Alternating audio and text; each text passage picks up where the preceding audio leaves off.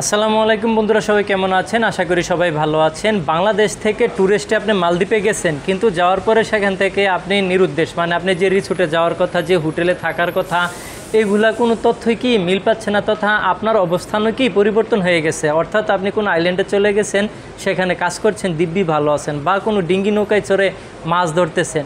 তাছাড়াও কিছু অবৈধ প্রবাসীরা রয়েছেন যারা মালদ্বীপে ভিসায় গিয়েছিলেন, ফ্রি ভিসায় বা ব্যক্তিগত কোনো মালিকানা ভিসায়, তারপরেও কিন্তু আপনারা কাগজপত্রহীনতায় ভুগে আপনারা এখন অবৈধ জীবনযাপন করতেছেন, মাছ ধরতেছেন, বিভিন্ন আইল্যান্ডে আছেন। তবে ভাই, আপনাদের জন্য একটি দুঃখের সংবাদ, সে বিষয়টি হচ্ছে যে মালদ্বীপ সরকার বর্তমানে যে ধরনের একটি সমস্যা সৃষ্টি করেছেন, কারণ উনি অনেক সচেতন হয়ে গেছে। আপনারা চাইলে এখন আপনারা ট্যুরিস্টে গিয়ে কিন্তু সেখানে আর থাকতে পারবেন না। তাছাড়া আপনারা যারা অবৈধ শ্রমিক রয়েছেন তারাও কিন্তু এখন মালদ্বীপে থাকা খুব কষ্টকর হয়ে যাচ্ছে, কারণ ইতিমধ্যে 5,000 অভিবাসন ব্যক্তি, মানে 5,000 শ্রমিককে বা 5,000 যে বাংলাদেশি প্রবাসী, অবৈধ প্রবাসীরা রয়েছেন মালদ্বীপে, তাদেরকে কিন্তু বাংলাদেশ অলরেডি পাঠিয়ে দেওয়া হয়েছে।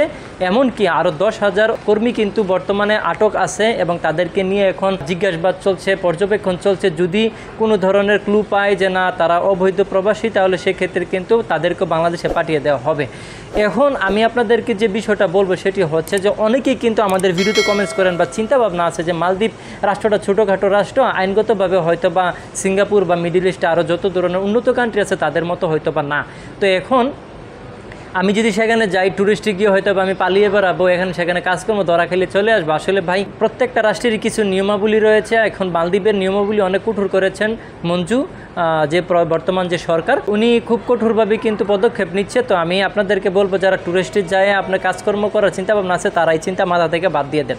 এখন আসেন যারা মালদ্বীপে অবস্থানরত রয়েছেন অবৈধ প্রবাসী, তারা কিভাবে বৈধকরণ করবেন। বর্তমানে কিন্তু হিউজ পরিমাণে একটা সুযোগ রয়েছে এই যে বৈধতাকরণ করবেন, সেটি কিভাবে একটু বুঝে নেন।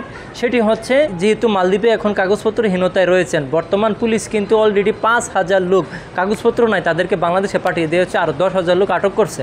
এখন আপনিও যদি কোনো ধরনের ডকুমেন্ট না থাকে, তাহলে সেই ক্ষেত্রে কিভাবে আপনারা করবেন সেটি হচ্ছে, এই যে আটক করে 5,000 লোক পাঠাইলো, আরও 10,000 আটক করছে, এই বিষয়টা কিন্তু বাংলাদেশ সরকারের জন্য মূলত ভালো না। তো সেই ক্ষেত্রে বাংলাদেশ যে হাই কমিশন রয়েছেন মালদ্বীপে এবং বাংলাদেশ দূতাবাস এবং বাংলাদেশ সরকার তথা প্রত্যেকটি মানুষ কিন্তু মালদ্বীপ সরকারের সাথে কথাবার্তা বলছেন যে কিভাবে আবার পুনরায় তাদেরকে বৈধতাকরণ করে মালদ্বীপের মধ্যে রাখা যায় এবং কাজকর্ম করা যায়। আসলে আপনারা জানেন যে বাংলাদেশটা কিন্তু এখন বর্তমানে প্রবাসীদের রেমিটেন্সের যে বিষয়টা সেটা কিন্তু অনেকটা যায় এবং বাংলাদেশ খুব সচ্ছলতা ভোগ করে।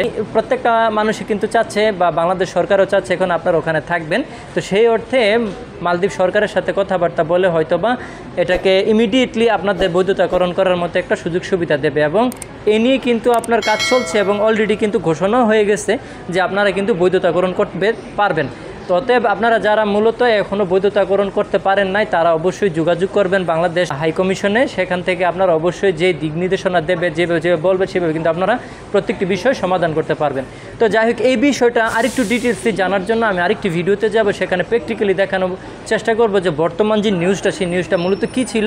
সম্পূর্ণ ভিডিওটি দেখবেন বন্ধুরা, কারণ মালদ্বীপ প্রবাসীরা যারা মূলত মালদ্বীপে যাবেন বা চিন্তাভাবনা করছেন তাদের জন্য আজকে ভিডিওটা কিন্তু খুবই ইম্পর্টেন্ট হবে। তো চলুন সেই ভিডিওটিতে যাই, পরে আবার এই বিষয় নিয়ে কথা বলবো। আসসালামু আলাইকুম, সবাইকে আবারও সালাম দিলাম। অবশ্যই পারলে কমেন্টস বক্সে সালামের উত্তরটি নেবেন। 5,000 অবৈধ অভিবাসী ফেরত পাঠিয়েছেন মালদ্বীপ। মালদ্বীপে অবৈধ প্রবাসীদের বিরুদ্ধে গ্রেপ্তার অভিযান ও প্রত্যাবাসন অব্যাহত করেছেন। চলতি বছরে এখন পর্যন্ত 5,000 অবৈধ প্রবাসীকে তাদের নিজ নিজ দেশে ফেরত পাঠানো হয়েছে। এছাড়া আরও অন্তত 10,000 অভিবাসীদের তথ্য উপাত্ত সংগ্রহ করা হয়েছে। তাদের ফেরত পাঠানো হবে কিনা তা খতিয়ে দেখা হচ্ছে। মঙ্গলবার 20 নভেম্বর প্রেসিডেন্ট মোহাম্মদ মঞ্জু সরকার 1 বছর পূর্তি উপলক্ষে সংবাদ সম্মেলনে দেওয়া বক্তব্যে জানান প্রধান অভিবাসন নিয়ন্ত্রক উসাম ওয়াহিদ। এদিকে অভিযানের মধ্যেই প্রবাসী বৈধতাকরণ প্রক্রিয়া চালু করার জন্য জানিয়েছেন মালদ্বীপ সরকার। এই সুযোগ কাজে লাগিয়ে প্রবাসীদের বৈধ হওয়ার আহ্বান জানিয়েছেন বাংলাদেশ হাইকমিশন। গত 1 বছর অবৈধ অভিবাসন রোধে রীতিমতো বিস্ময় ঘটিয়েছে মালদ্বীপ সরকার। দেশটিতে কর্মরত 10,000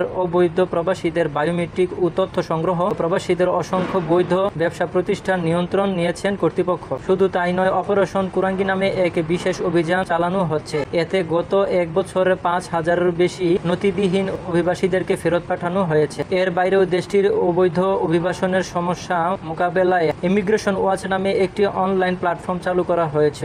অবৈধভাবে মালদ্বীপে বসবাসরতদের তথ্য এই প্ল্যাটফর্মের মাধ্যমে সরকারের কাছে পৌঁছে দেওয়া হবে। এ বিষয়ে বাংলাদেশ হাইকমিশনের মালদ্বীপ সরকারের সাথে আলোচনা করে দ্রুত সমাধান করার আহ্বান জানান প্রবাসীরা। নির্দিষ্ট কোনো দেশ উল্লেখ না করলেও ফেরত পাঠানো এই 5,000 অভিবাসীদের মধ্যে বাংলাদেশি সংখ্যা বেশি বলে জানিয়েছেন প্রবাসীরা।